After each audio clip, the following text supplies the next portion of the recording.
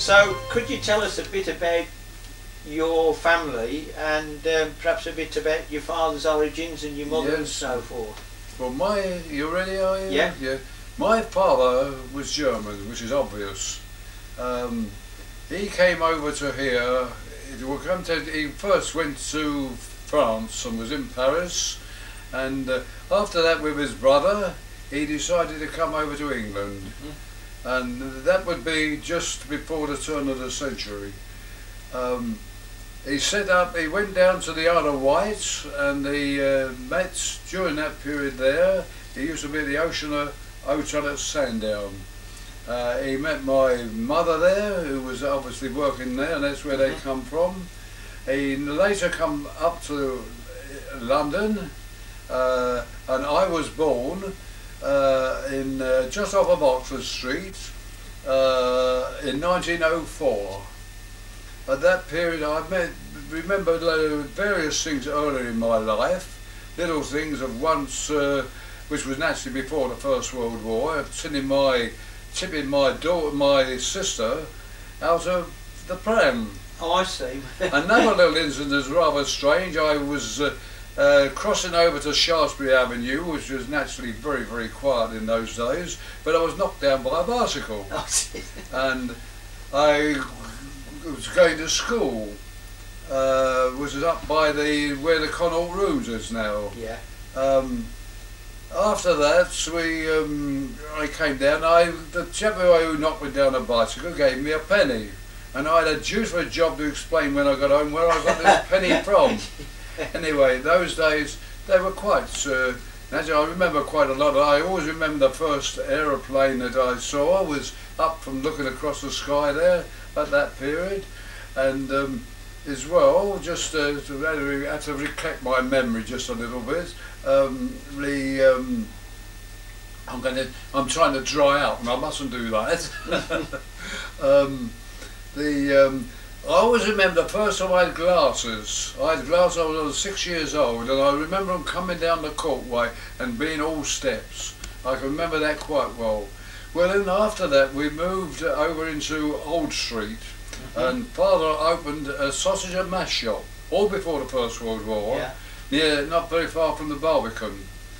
That, well, of course, then the war broke out in 1914, and Dad was interned up at the Alexander Palace, like with others.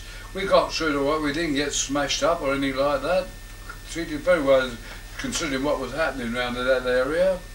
And after that period, they decided to let them go back to Germany, provided a declaration that they did not do any of the war work, and also that they paid their fare over.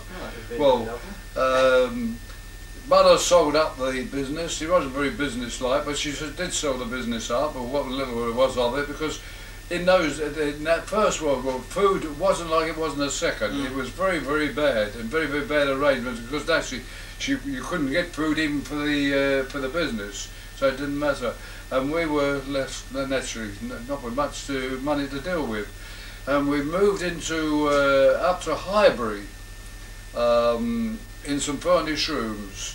That period, I was naturally getting older and getting interested in cycling, and I used to ride the tradesman's bicycle. Was in the greengrocer's shop underneath the flats, the rooms we were living in. And that's how I first started cycling. So the first bicycle that you learned to ride then was a... ordinary tradesman bicycle with a basket in the front. Yeah.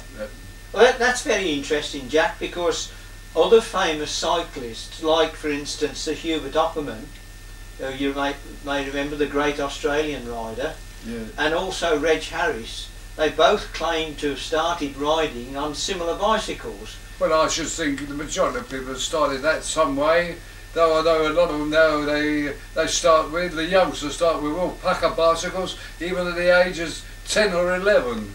Is it true though, Jack, that at the time when you were young and learning to ride, that the bicycle was really only for the middle class and the upper class? Oh, it was used more or less as a means of getting backwards and forwards to work mainly, and naturally was still pleasure riding, and also there was naturally time trialling was going on. There wasn't road racing. A lot of people think road racing never came in until well after the Second World War. That's right, when the mass started.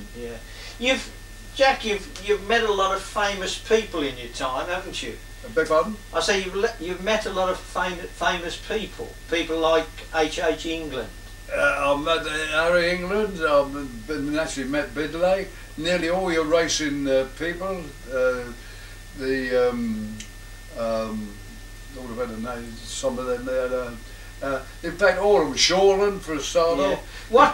What was Harry England like, and what did he do? Oh, England, he was very, very good.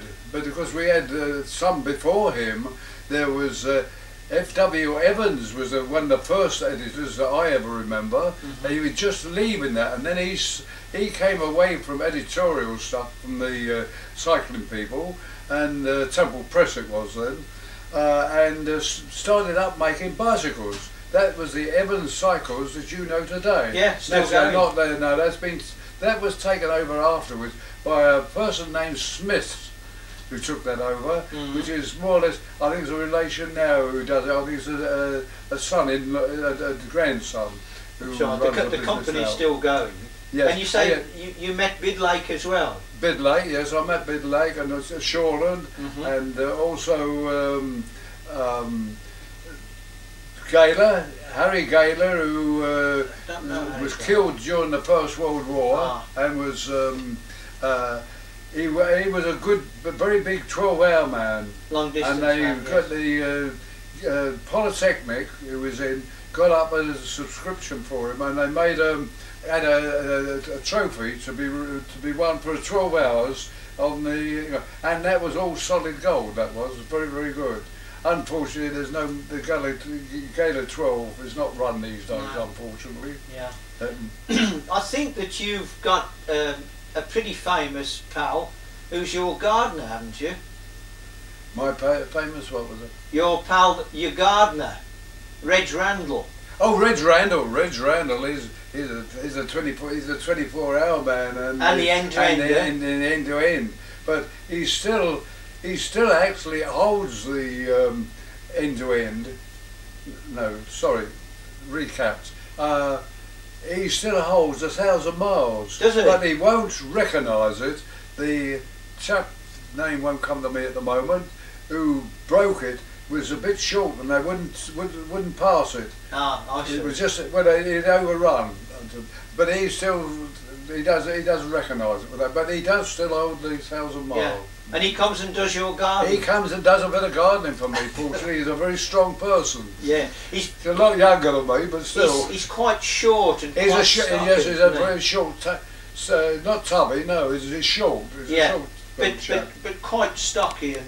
Yes. Not fat, but. No, he's not fat. No. Yeah. He hasn't got any weight on him, but he's very strong.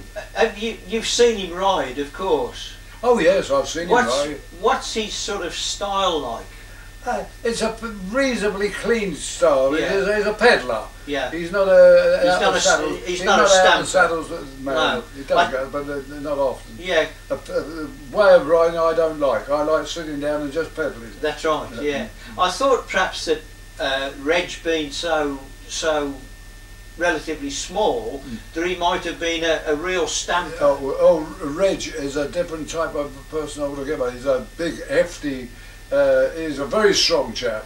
He's not extraordinarily tall, or wasn't extraordinarily tall. But you like pedalling quickly, don't you? I like easy pedalling, because I haven't got the strength there. I got nothing here, not down in the car. That's where I'm in my size. Yeah. But I like sitting back, and I like sitting well back. That's right. I don't like this matter of sitting over the top of the block. Well, I think that cycling, like everything else, changes to whatever you're doing. And the sort of cycling that you're doing, you want to sit back, you want to enjoy the countryside. Yes, I do. To be honest, I'm really a tourist at heart. I love touring as I first started. And tell me about touring and your riding. When was your first tour? Can you tell me that? Well, it would have been before I joined the club stuff, club life. It would have been on the Isle of Wight, being my mother's home. I used to go down to the island at night, and I used to tour on the Isle of Wight. Apart from that, it wouldn't have been till later on until I, would be maybe around just before the First World War. I may have just done a little bit of the Second World War. I may have done a bit of touring then. But after that, naturally, I went on to the continent with some of the club people. Enjoyed touring there. And Easter time, particular, with my own club, we always used to go away at Easter and tour. And when these people talk about mountain riding, well, we used to naturally go off track. We never would just a main road. It would be track road riding on the paths and that. Yeah, that's right. So, of the tours that you've done, which tour would you say which is the tour that you remember as being the best tour I think I've enjoyed would be in the Bernese Overland and the Italian lakes. That'd be my best tour. That I enjoyed with another three of my club mates in the Finsbury Park. And also, I've enjoyed some lovely trips when I came down to Wiltshire with the Bath CC. They were very, very nice. We used to have a couple. We used to go down to the Isle of Wight, take one of them had a van, and used to take the bikes down to it was back home again. Over there and then come back the same day, and have a pleasant day on the island. And the same we've done on the across the Severn, up in the Wye Valley and the Forest of Dean. We've had a couple of trips there, and naturally, in the first days I was down here, until just recently, I used to ride with them quite a lot. In fact, I enjoyed them. I do miss that. They still, some come and still visit me. In any case, I can't get out on the club runs these days. No. Because naturally... Well, you'd leave them all behind, Jack, wouldn't you? That's the thing. I rather doubt that. Jack, you were married and very happily married, and, and you had a son and a daughter, I believe. Well, my son, I had some very pleasant, you're talking about tours, we used to go down with the car so far down, and this is just after the war, the Second World War. We used to go down and tour around, say, a bit of Devon, and have a day with him, and then we used to come back again. I'd done a heck of a lot of riding with Alan. Same with our club life. We used to go over to the Finsbury Park runs, even from when we were down in Surrey, when the many moves we had. Also, Alan gave me a heck of a lot of pleasure with his racing, because he was very, very successful on his early racing. Unfortunately though, a young lady came along and he got other interests. And then he got others and he didn't quite finish. But he done some very, very good riding. He still holds our 12-hour record, which is held now from which will be from 1955 till now, to the present day. So. And that's the Finsbury. That's the Finsbury Park Cycling Club. Yeah. But with both the clubs I've been there, but I wouldn't like to be without club life. It's a thing when I first come into club life. As a matter of fact, I was only looking up the other day, my 1924 when I joined the club. I came out as a complete novice. I had no clue, didn't even know what club life was about. Excuse me, was about or anything. And I came in, I joined in May, and I rode it. I went to ride in the event that was the North Bids medium 25, but the club said, we want you to ride in our open 25, which I rode in, and I did get that from the club. That was my first 25. As I say, I only started in May, but the next race I rode in was in a club 25. I didn't get that. The old club champion got that. It was, and I was second. And then again, next race I rode in was a 50 with the North Mids 50, and the biggest hiding I ever took on a North Road. I realised how bad you could get. My next 50 was in the club 50 with the Southgate Cycling Club.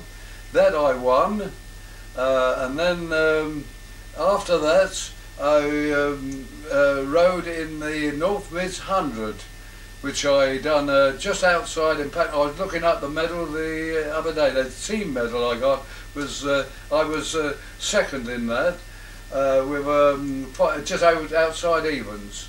And then the following race I done 2 12s in the week. There was the North Mids on two 12s in 1 week. Yes, I did do 2 12s in 1 week. The North Mids on the there's all in 1924. Yes. And that was that was a North Mids 12. I won that. As I say, this is my first. I had the clue even then by that time what cycling was, what club cycling was about. And then the following Saturday, after the North Mids, I rode in the Poly 12. I was if I remember right, I have got details, but I can't just find them at the moment. I think I was about 7th or 8th, I think, in that. But after that, I did win the Poly 12 3 times running at the same time, and that's when I got competition record with the 240, first in size with evens. And then also the same year I did win the North Mids three times, but not running. There was a break in between them. Oh, so you didn't take the cup home with you after the third No, win? well, the cup, the Gator Cup, you couldn't win that. No, it was a perpetual. No, Jack, do you have any grandchildren? Yes, I've got a daughter, and I've got a son. I've got 2 sons. One for my daughter and one for my son as well. So the name of Lauterwasser will continue? Oh yes, I think it will. Just about continue. Yes, it did from young Ian. Well, he now is 30, so making me feel old. Does Ian ride very much, or? No, he did start. He couldn't dedicate himself to it too much. No, he does a little bit of riding now, but not race. He did race a little bit, but not.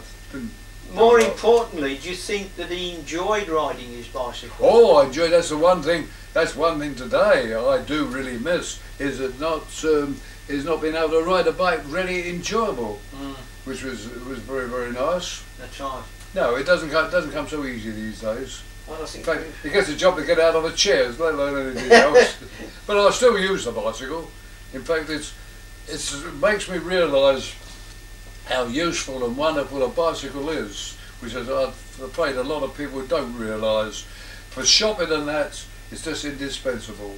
I know this much. I find it harder to get out to the shops to walk up than I do with a bike. Oh yeah. A little slope like the walk in case I tumble off. That's right. Yes, I must agree. I've led a very nice life. Yeah. I can't grumble at it at all. Jack, can you tell us the first cycle that you actually owned? You told us about the first one you rode. The first one I owned would be a frame I bought and made up, which we all used to do. Yeah. But can you tell me what the frame was? It was made by Bertram's. That was a firm of factors actually on Pentonville Road. Yeah. They used to be factors, but the grandfather, he used to still build frames down in the basement. So it was a Bertram. And what did you use it for, Jack? What was the use you Well, that was used to the early racing days. Yeah. And then I did have another one, a very good one, which was that I used in the Olympics. That was made up by Bertram. Was it? But I originally started in the cycle trade with a person called McLean, which was in the end the forerunner of the McLean lightweight cycle people. That's right. But I learned to build wheels with him. It was only just a chap he used to build bikes in just a place, Jackson's Road off of their Holloway Road, and some arches there, the railway out of arches. And it was then that Bertram's got to know that I'd built built wheels and that. Well, it could build wheels, and this was actually before the war, and actually in between just after the First World War. Can you tell me roughly what age you were when you started building wheels? Oh, I started just before I left school. Well, when I was 13, actually. So when you were 13? Started, I built then. Oh, I haven't built wheels all my life, though. I mean, don't get the impression that I just. No, I know that, but it's interesting that your sort of manufacturing and your mechanical involvement with the cycle was wheel building, and now that you're well over the bus pass age, you're still building wheels. Oh yes, well, it's a very interesting thing. It's a nice, it's relaxing, and of course you're sitting there, which helps. As unfortunately I have arthritis these days, so you can't do much walking about. But after the race, when I naturally went over the Olympics, as you know, I was fifth in that, and then after the disqualifications, it put me up to fourth. I came back and I couldn't find work, so I thought, well, the only thing to do, couldn't get any jobs, so I decided with what little money I had, I would start making bicycles, and that is how I first started Lauterwasser and Lauterweight bicycles. What date would that be, Jack? That would be 1929. And 1929, and I carried on with that for a few years, and I could see that I was making headway with it a bit, but not sufficient. And I had an offer to go up with Lauterwasser to design a range of bicycles for them, which I'd done just before the Second World War. Unfortunately, the war broke out, and because that put paid to that, that was naturally closed down because the factory was put down for munitions. For a shadow factory. No, they made the sound locator over there. Oh, did they? Yes, and I was just after that. I was from there. I was sent up to when they closed it down. We were always instructed during the last war where we had to go, and I was sent up to, because the factory was closed down, and sent down, and the Ruds was sent down to Norman Cycles, and they finished it off down there, and I was sent up to Birmingham, to BSA place, to help produce the parachute, parachute bike that they used for there. Yeah. And that's where I come by then. After that, I was put on various other jobs on the Fraser Nash on inspection down at North Circular Road, back to London again. So they moved you about a bit in the war. Oh, they moved me about quite a lot. And then in the end I went to get away, and that's when I joined up with Lauterwasser. Yeah. With with Raleigh. That's right. Jack, can we just talk a little bit about your own special lightweights? Yes. I believe that you built a lightweight a track machine that weighed about 12 pounds. Is that right? No. 17 pounds. 17. And is that right up? I've got that. Yeah, and that was just a track machine, or was that a road? That was a track machine. Yeah. That was definitely. It was really stripped down to the bare. Absolutely. It was naturally very, very. Everything was got. It was all steel apart from the chain wheel. Yeah. There's only the chain wheel. You used an aluminium chain wheel. Yeah, alloy chain wheel. Yes, the constrictors used to make when they imported them over from France. Yeah. Yeah. That was the only thing on the pipe and fixing. Yeah. What thickness spokes did you use? Were you onto 16 gauge? The same, more or less the same as you. They were buttered. Double buttered. 15, yeah. 17s. Yeah. Because I've come across some 16 gauge spokes. 16, yeah, 16 and 16, 18. Yeah. You would. There was a 16, 18 made. We did use them, but they were all right. They stood up for anything special, but they weren't actually too late. You can't. You haven't been able to get them since before the war. No, that's the last time I ever saw it. In fact, I did. In fact, I may have 2 or 3 out there now, but in my garage. But fine. So not only did you build the famous Lauterweight for the track, you also built road racing machines? I built something of everything. Yeah. With everything, with a track, even a tandem trike. Did you know? Yeah. That's quite. So done one. Well, it was a changeover. We put back axle on his tandem. Yeah. But that was an original Abingdon. An Abingdon axle? That was an Abingdon, yeah, an Abingdon axle. With the differential in? With a differential gear, yeah, not with the method they use now. Not with the single drive. Because that's during the war period with that. So your business then lasted through the 30s? But yes, for the, right to around about 37, yes, would have been about 37. Yeah. That was when I went up to Rudge Whitworth. They were very interesting days because naturally I was doing something I wanted to do. Well, I think that's important. It seemed, sorry. Because I was drawn in first up there with the 6-day bikes they made out because they having trouble with. Because you didn't know the angle lugs these chaps wanted for riding on. Yes. The Belgium chaps. Carol Cares and... Would I be right in saying that when you went to Rudge's, they got perhaps a little bit old-fashioned and they were... They'd slipped back a bit. I mean, that was the whole idea. They wanted a range of bicycles. They're sports bicycles, they'd slipped badly. And that was the whole idea of getting a hold of me to design something. And all those Rudges that were made there, that particular range, the 90 range as we called it, was all made with Chater Lee lugs. Yeah. All the other, in fact, even I knew Major Chater Lee quite well. And then, see the AJ Dennis, who was the managing director of Rudge Whitworth then, he did not want anything that was non-standard because Rudges were very notorious for all stuff in, even used to have a 5/8 change instead of ½ inch, and so he would not want that because Chater hubs bottom bracket was took 5/16 more, not quarter, and and Major Chater made a special bracket out for us for the Rudge bicycle. That was that. So. Yes, I was very pleased with it when they got going. We even made and they were very, very reasonable in price as well. And of course it was a pucker. In fact, one or two, a chap named Lou Pond, he raced on one. One or two of them had their various bicycles.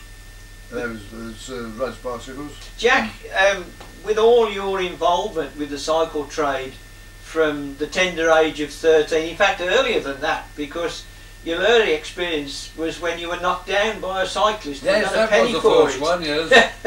I haven't got any bruises to show it.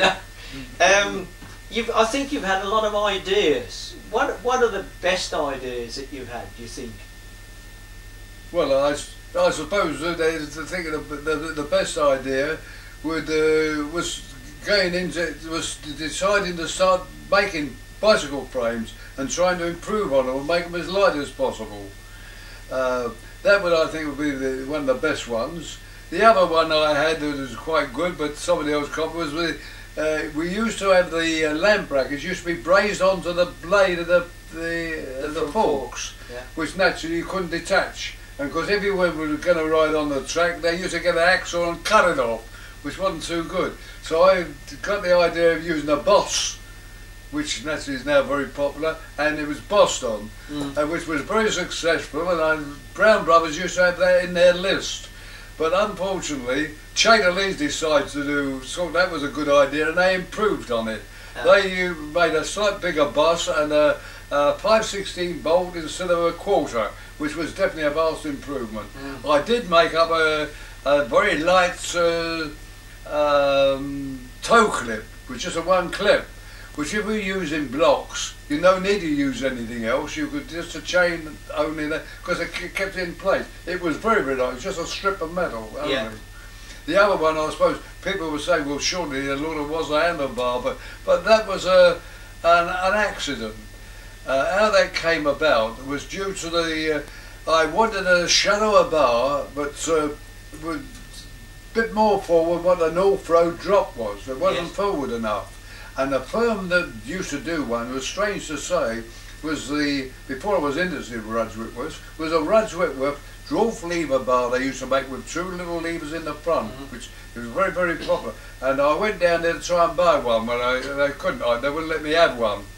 And so I thought, well, I'll have to do something about it. Well, unknown to me, some of the riders on the Eastern Road before the First World War used to use a very narrow bar, a 9-inch bar, like a Triumph, but very narrow, only 9 inches. And I got a pair of them and loaded them up with sand and bent them up, and that is how the Lauterwasser bar coming. I suppose people say that was the best idea. Yeah. Now the worst idea I ever had over, which was a calamity, I did make up a brake. The idea was good. It was just with a cross fixture, but it was made in a pressing.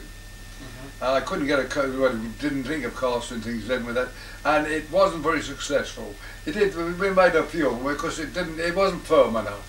And that was the worst thing I ever did. I lost a little bit. What money I made, I lost on that. The one you wanted to forget. But the Lauterwasser bar has followed me through everywhere, I'm afraid.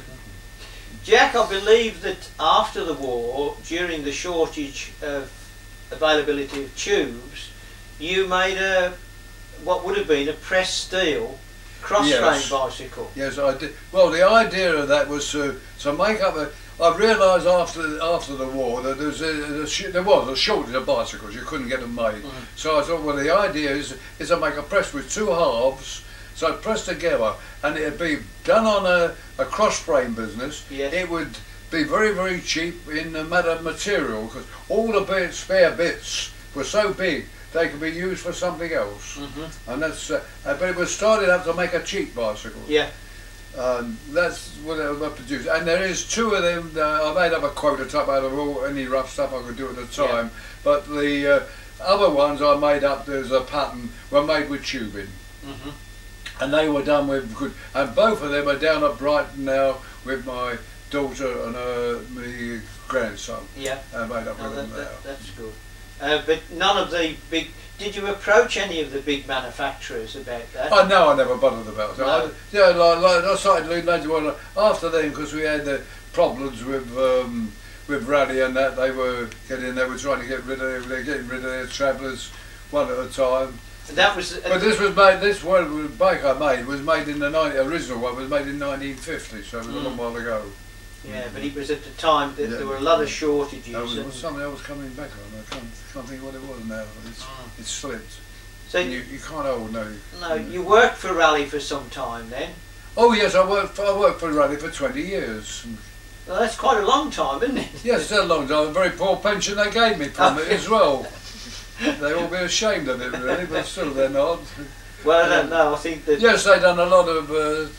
It was a very happy days in the early days. I went with Raleigh. I must agree with that, because they gave me the job. We were trying to get people to race on the Sturmey Archer gears, which they made at that time some very nice range of close ratio ones.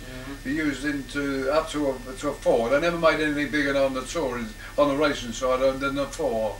But it was very good, because I led me the weekends. I was going for records. They were going for records or something like that. So it was the sort of life I enjoyed, really.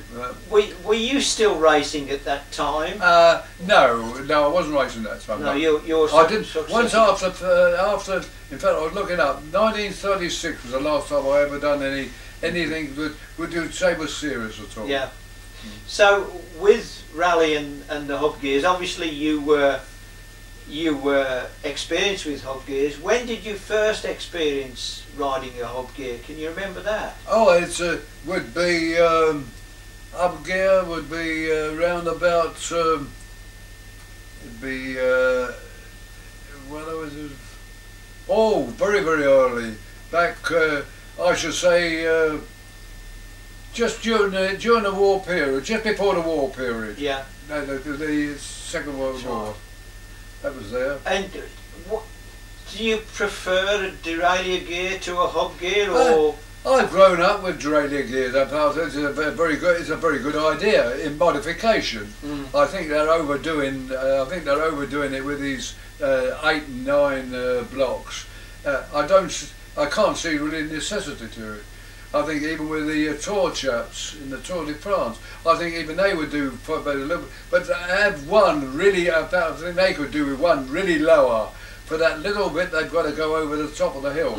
So I'll leave that to them. I'm not a must start rider, so I wouldn't know. I'm a pure and simply a time trialist, as the continental people call it, the racer troop. I don't think there'll ever be that record breaker. I think is the answer really. As Opperman always said, The Tour de France was a bit of jam after they compared to the end-to-end record. Yeah, he always reckons that was the hardest thing. Like, you didn't have anybody to tuck into when you got tired. When you got tired, absolutely. Just talking very briefly about Sir Hubert Opperman, did you meet him at all, Hoppy? Yeah, well, yes, I met all because they were stationed outside of Barnet there. There was Opperman, Spilligan, all four of them.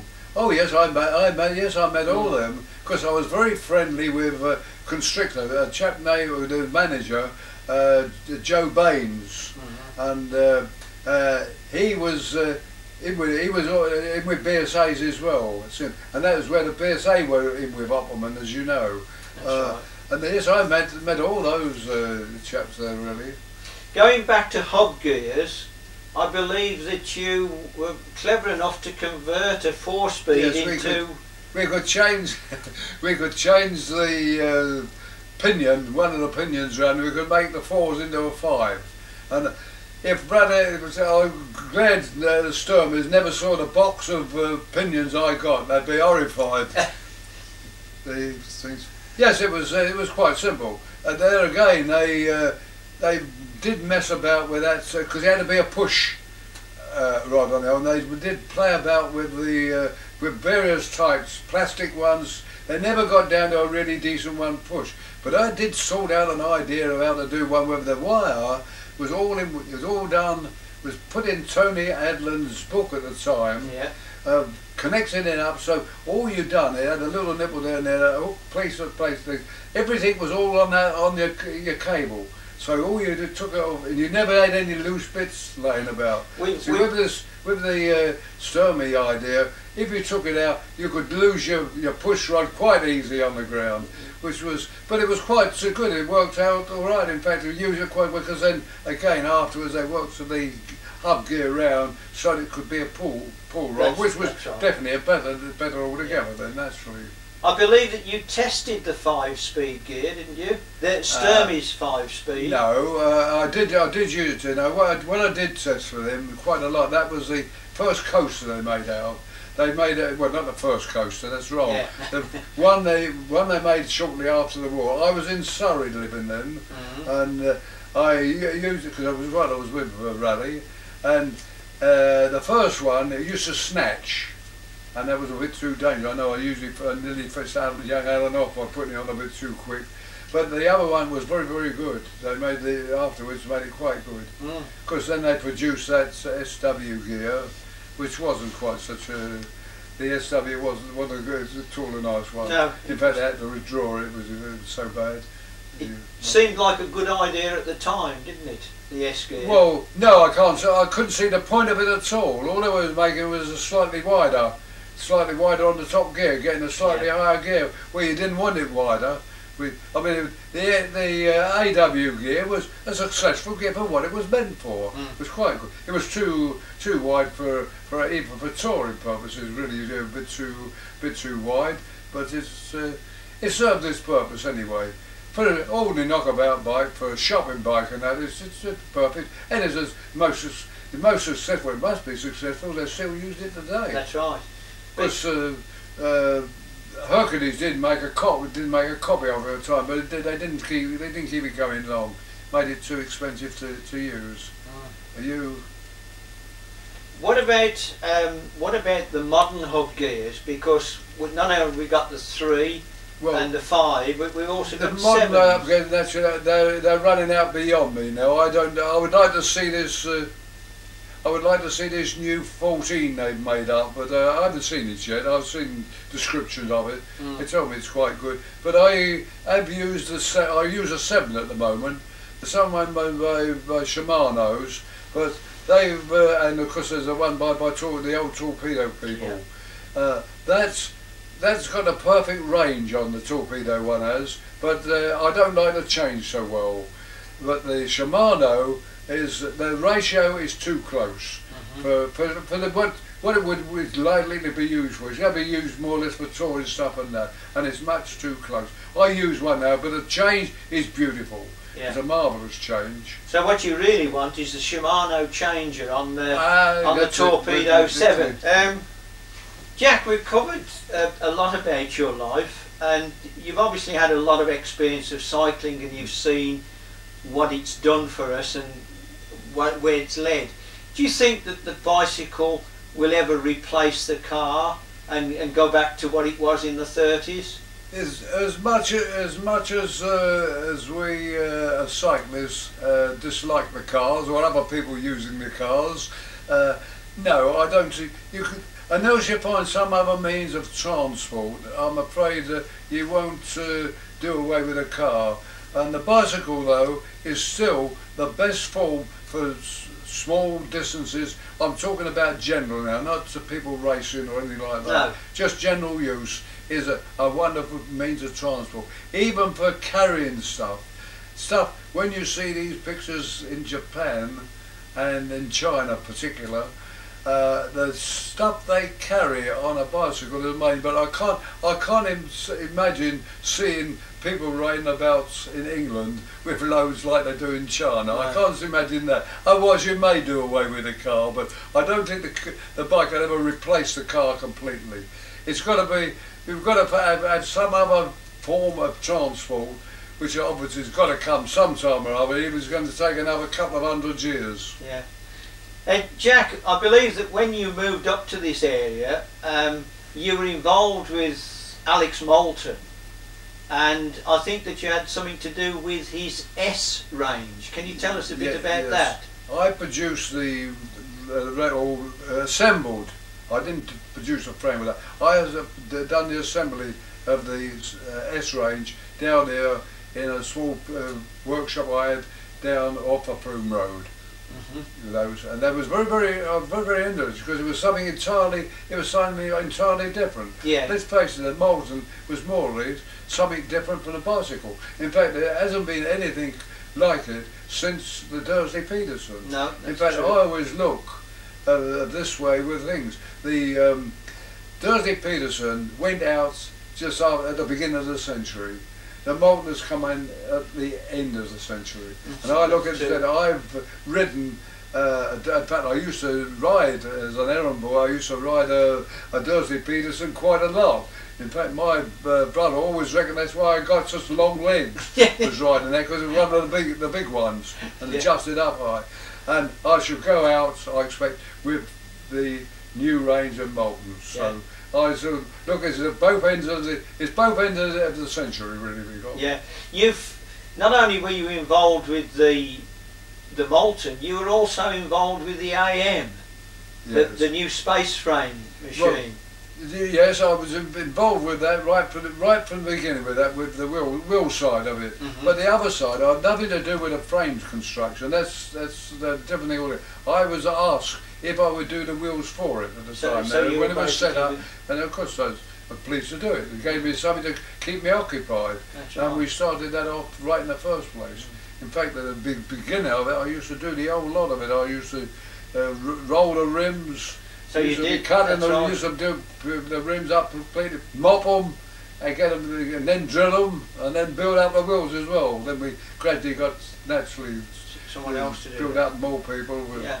And then I started teaching something down there. The amount of people I talked to build wheels was nobody's business. But they all either left or they got rid of them. They never even seemed to continue on.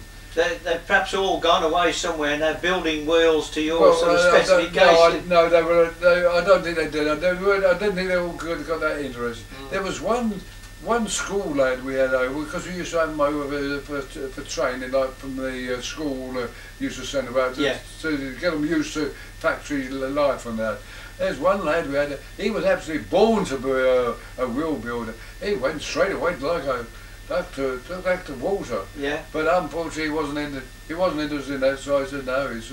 But he was good. He was only over there for a fortnight, but he was right on top of it. Within a week he could have been their wheel builder down there quite easily. Very good with it. He's probably a computer programmer somewhere now. Yes, well, he was going into the bank business on it. Oh, was it? So yeah. That's it. He wasn't made for it. He wasn't made for Wouldn't mind for bike stuff. That's had too good a brain for that. I wouldn't agree with that, Jack. Jack, No. you've seen the development of the bicycle in recent years, Yeah. and in particular the AM. Yeah. What do you think Alex can do now, or what do you think he might do now, or if he did come and ask you, and I doubt whether he would, knowing Alex, what do you think could be done to not necessarily improve the AM, but just add a little bit of difference to it that might perhaps improve it? Well, it is. After all, he's done a lot, and he's not getting a younger man. I think really AM now should really sit back a bit and take life a little bit easier, which I believe he is. Well, I'm sure he is doing a bit now, which I think he should do. He's done well. I don't think there's much else more he could do. Frame's quite good, yeah. And he is being now. We're introducing with the 20-inch wheel, which I think is the best improvement. Yeah. Is done with the bike. It's officially up to the 20. That should have been done earlier when they started using the bicycle for chaps for racing on. Yeah. That's when that should have been done. Should have been fixed up earlier then. Fine. Jack, I think it's a pretty well-known thing that there's been a lot of ideas in Britain that have been really good, but British manufacturers have never been all that keen to take up the ideas and manufacture them, and frequently they've had to go overseas. Do you think there's any special reason for that, or? I don't know. I would like you to tell me why they do that. I just can't understand why we've let all our cycle business, particularly what we're talking about, even other things as well apart from cycles, have let our stuff go abroad. I mean, we've always reckoned it used to be a well-known factor that in the Tour de France, there's two things they'd definitely use on a Tour de France bike would be a Brooks's saddle and BSA cranks. Yeah. That was a recognised thing. They'd always use them. In fact, Reg Harris always always wanted to get hold of BSA cranks for that reason. The 5-pin fixing, but with the BSA cranks. So you really don't know the answer either. Why? I don't know the answer. Because let's face it, we've started off many of these things that we've done with that. With our tubing and that, we're even letting the tubing more or less go more or less abroad with other bikes and stuff and that. That's true. Just finally, we hear a lot now about modern materials and modern technology. For someone who's built a frame so long ago, as light and as strong as yours used to be, do you think that modern technology and modern materials has really done anything for the bicycle? Oh yes, without doubt. I'll go one better there. The bicycle today is a lot stronger than my bicycle was, definitely. I mean, after all, you didn't have the tubing, and also getting away with the lug business. Though I don't mind lugs. In fact, the only thing I don't like about lugs today is they don't braze them in, they just fillet them in. It's not the same as what we used to do with a large frame. So you don't get the heat for the brass to run right around the lug, and it's not so good. No, they've improved. Let's be honest about it. I know a lot of the owners will turn around and say, well, you don't make the stuff that we don't have the stuff like we used to have, the BSO stuff and the Chater stuff, and even some of the cheaper stuff on the Brampton stuff. It's streets ahead. The stuff today is streets ahead of what we used to use. You've only got the chain wheels and that are harder. Your rims, the first alloy rims that we used, sprint rims, were terrible.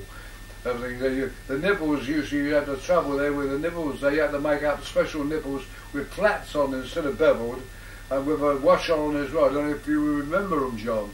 They were made up then, and they had to be done. Even then they used to have trouble with stuff like now you find rims splitted, but you don't get much of that today. And with this new section they do with a rim and with a thimble in, and it's engaging to both sides.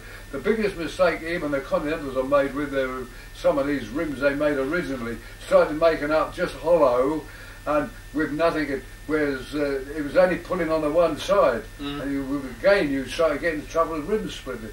Now with the other, with a thimble, it's the two are all together. It makes a better job already. Oh no, things are far better. Materials and things in chains. Well, we wouldn't a chain of today. We wouldn't pass in the old day if it bent over like that. Well, today you've got to have them to bend over, That's right. Otherwise they won't change. Yeah. So that's it. Well, finally, Jack, any regrets? Regrets. Oh, that's that hard to think. I can't think of anything definite. I think sometimes I would like to have continued on making the bikes myself. I think I would like to have done that. Or otherwise, no, I don't think there's any real regrets. I suppose really I should have a regret with staying at Ruddy's too long. I'm glad I came down to here with Moulton. I learned more. I learned a lot more there as well with various stuff that I didn't know about. And I hope I gave him I do know. I gave him some ideas that he didn't know about. But still, that's another story. Absolutely. Yes, I think that's about a lot, John. Well, can I say this, Jack? Looking at you as a person, you don't look as if you're the sort of person who's had many regrets in your life. There's one or two. I regret that. Well, yes, I have one regret. I do regret, yes, that I didn't give myself a better education. I was a lazy man when it comes to with a brain, and I'm afraid that I would have liked to have had a better. In fact, if I lived again, that's one thing I would make sure of. But then perhaps I wouldn't want to do what I have done. So well, I think there's always both ways. Yes, absolutely so. And well, it's certainly been a pleasure for me to talk to you, Jack, and I'm sure that Tony and David and Rosemary have enjoyed the experience. And I would like to thank you for the opportunity of talking to you in this way, because it's something now that we've got forever, and that to us is terribly important. I know that you yourself sort of dismiss it and say, oh well, no, it wasn't that important, but from our point of view, it's certainly very important indeed, and thank you very much, and I'd like to shake your yes, hand. And thanks for you, John, for doing it as well. It's I've had a lot of pleasure meeting you.